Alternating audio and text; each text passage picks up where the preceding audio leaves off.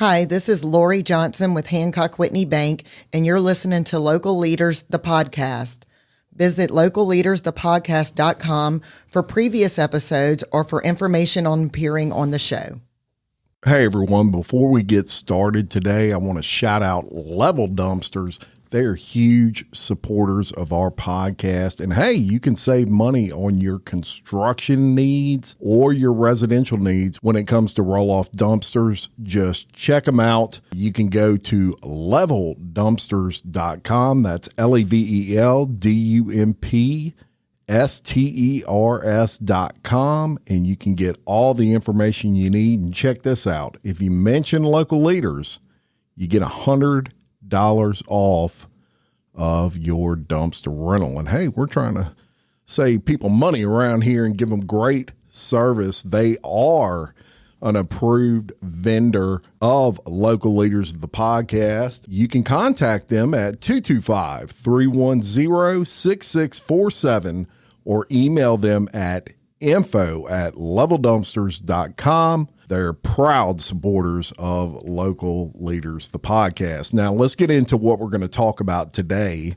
And it's a little bit different. I'm not interviewing anybody today. I'm doing something else. I actually spoke at a Livingston Parish Chamber of Commerce luncheon that they had. It's called Biz Connects, where business owners get together and just kind of network a little bit with each other, learn a little bit more about each other's business. And I was honored to be the keynote speaker at that event. And what I talked about was personal branding. And one thing I figured out after the event ended is not a lot of people in that room, and it was packed. Not a lot of those people knew what personal branding was. And even if they were somewhat familiar with it, not a lot of them knew exactly how to implement it, what it meant, especially what it meant to their business. So I thought it'd be a good idea today just to take a few minutes and explain exactly what personal branding is and how it can benefit your business. So we're going to jump into it. What exactly is a personal brand? It's the unique combination of skills, experiences, and personality traits that define who you are and how you are perceived by others. Be it your clients, your friends, your customers, even your coworkers. It is essentially how other people see you. And how you brand yourself and what it means to brand yourself is you're going to make an intentional effort to create and influence that public perception. You're going to go for it. Once you understand how to personal brand yourself, you're going to make intentional moves in order to see to it that you're branded properly. So how do you do that? How do you brand yourself? Well, the first thing you have to do, and probably the most integral thing in the whole process, is you have to define your purpose. Every strong personal brand starts with a clear sense of purpose.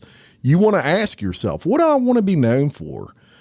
Maybe it's the knowledge in your field. Maybe you want to be known as an expert, or maybe you want to be known as the hardest worker in the room.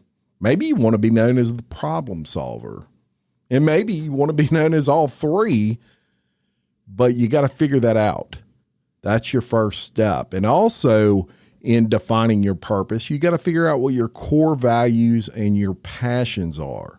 Maybe you're passionate about your community. Or maybe it's a specific nonprofit. Or maybe you're just passionate about football.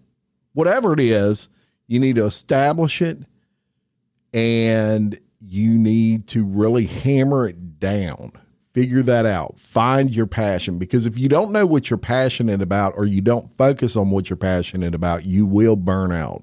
There's no doubt about it. Now, once you define that purpose, you want to do what experts will call finding or identifying your unique value proposition. Now, I call that finding your separator. What sets you apart from other people in your field? What makes you different? What makes you special? And what separates you not only from your competitors, but even from people in your own organization, the people you work with? There's things that make you stand out. And the good news is You don't have to figure that out. Your clients, your customers, those you do business with, they're going to tell you. You just need to know how to listen. Now, typically, you'll notice that several different people are saying the same things about you. And in a prior industry that I worked in for 20 plus years, I would constantly hear clients comment on how much they appreciated my follow-up and how accessible I was. When they would call, I would answer the phone. They would always make that comment, no matter what time of day it was, right? Well, that told me two things. First, it told me that apparently there was an issue in my industry with follow-up. And maybe my competition was struggling with that. So I can use that to my advantage. But second, it validated that I was good at it. And once you figure out what your separator is, you can really start moving on your personal brand, because you want to make that a focus of why people should do business with you. Then you move to the next step, which is to craft your narrative. Now, this step right here, I believe this wholeheartedly, deep down into my core. I mean, I make a career now of helping other businesses do it. Remember this, your personal brand is not just about what you do. It's also the story behind why you do it. Share your journey, challenges you've overcome, achievements that highlight your strengths. Authenticity matters. People connect with real stories from real people.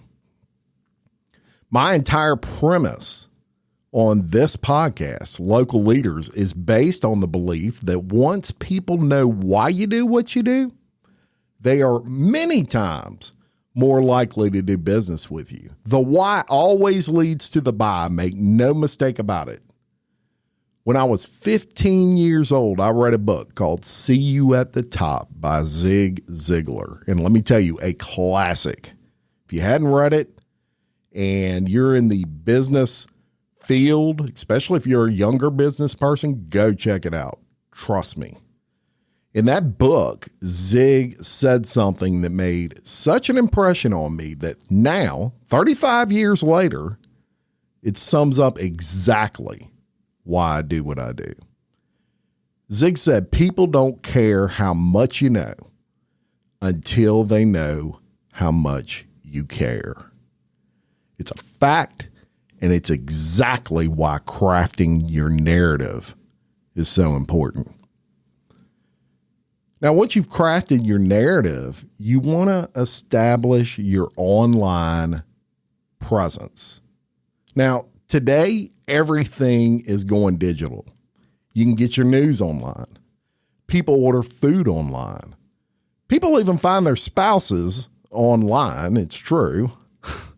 But most important for this discussion is the vast majority of people make buying decisions online. Over 70% of people today say they are more likely to do business with someone with a strong personal brand and presence online than someone without it.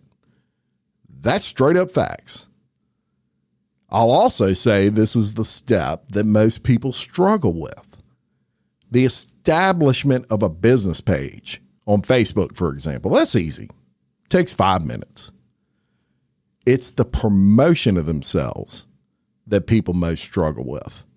They just feel funny mentioning they won that award or talking about how good they are at whatever business it is they do. Now, there are ways of verbalizing things where you don't come off arrogant, but you need to get comfortable with telling people the facts of what you bring to the table if you're trying to build your following and thus your personal brand. So if you engage in business and you don't have a business presence on Facebook and LinkedIn at a minimum, there's many others, but at a minimum, those two, you're missing a major boat. So I'm going to move on to my fifth tip for building your personal brand, and that's network and engage. Attend business-related events. Engage in online forums. Be active in your community. People need to know who you are, what you do, what your belief system is, and how you can help them at all times. If you're supporting nonprofits, go to nonprofit events and support them and let people know. It speaks to who you are. It may be a difference maker. My sixth tip, deliver value and build your credibility. Whether through your work, content you share, or interactions in person with other people, always aim to add value. You want to position yourself as the trusted resource in whatever your field is. That builds credibility, and it will also reinforce your personal brand over time. You want everyone you come across to know that you're an expert in that field. You want to help them. You don't want to sell them.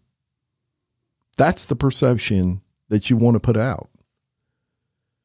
And number 7, accept criticism. Creating a personal brand, y'all, it's an ongoing process. Be open to constructive criticism and be willing to adapt and improve your personal brand based off of that. Maybe you're doing a MailChimp and you're bombarding people too much with too many emails. Well, you can fix that.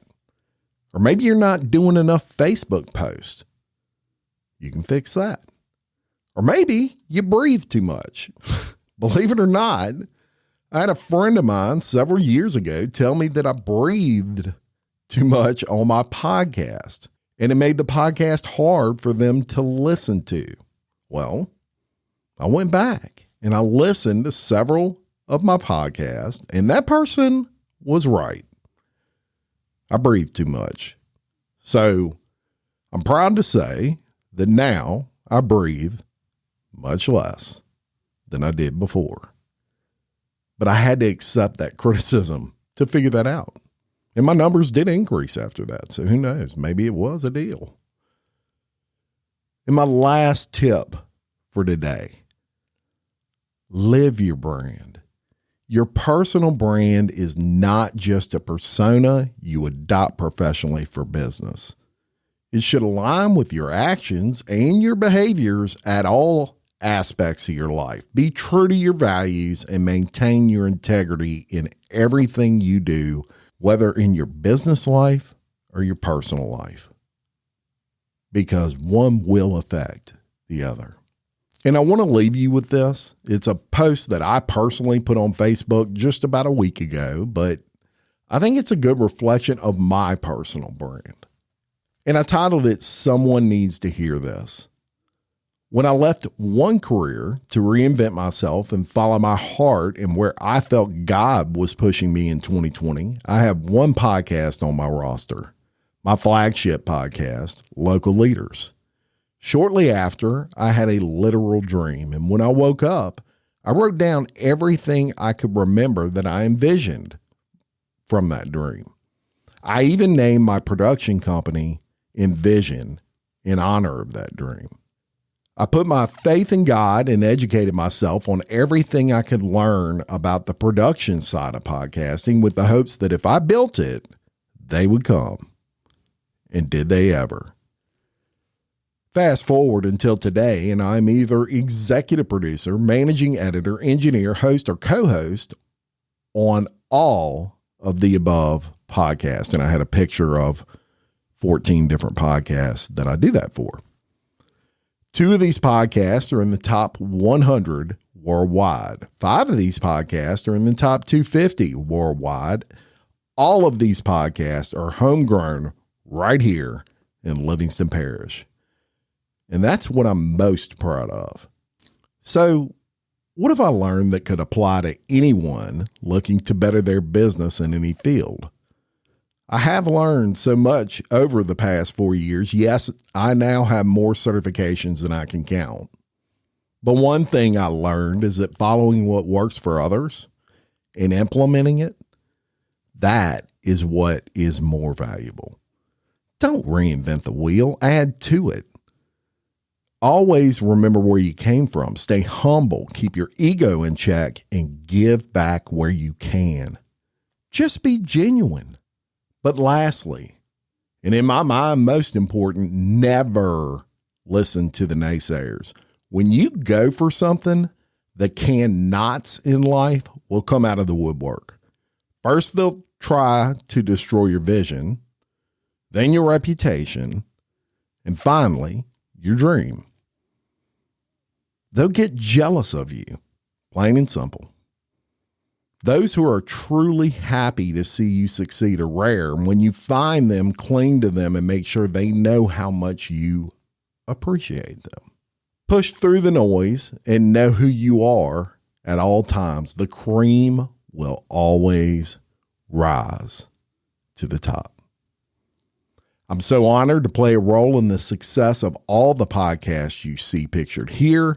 They trust in my company and myself, and I do not take that lightly. If you have not listened to these fine folks, please check them out. And I hope that this post helps at least one person not only envision what they're capable of, but believe in themselves enough to go for it. And that, y'all, is who I am. That is my personal brand.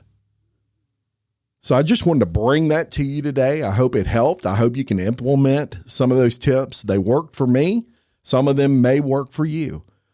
I appreciate everybody that listens to Local Leaders and everything else that I do or am involved in. It truly is an honor to be able to bring you some entertainment, maybe some knowledge. Hopefully you get something out of all of the things I do. I do want to thank Level Dumpsters. Without them, what we do would not be possible. And if you're interested in sponsoring Local Leaders, the podcast, reach out to me, Jim at localleadersthepodcast.com. We love to promote our local businesses. So if you're in Livingston Parish, Baton Rouge, Prairieville area, pretty much a 50 square mile radius around Livingston Parish. So Hammond would be included in that, maybe as far as the Slidell area. Shoot me an email and we'll talk about it. Until next time, I'm Jim Chapman, reminding you, love your community, support local business, and keep leading. Thank you very much.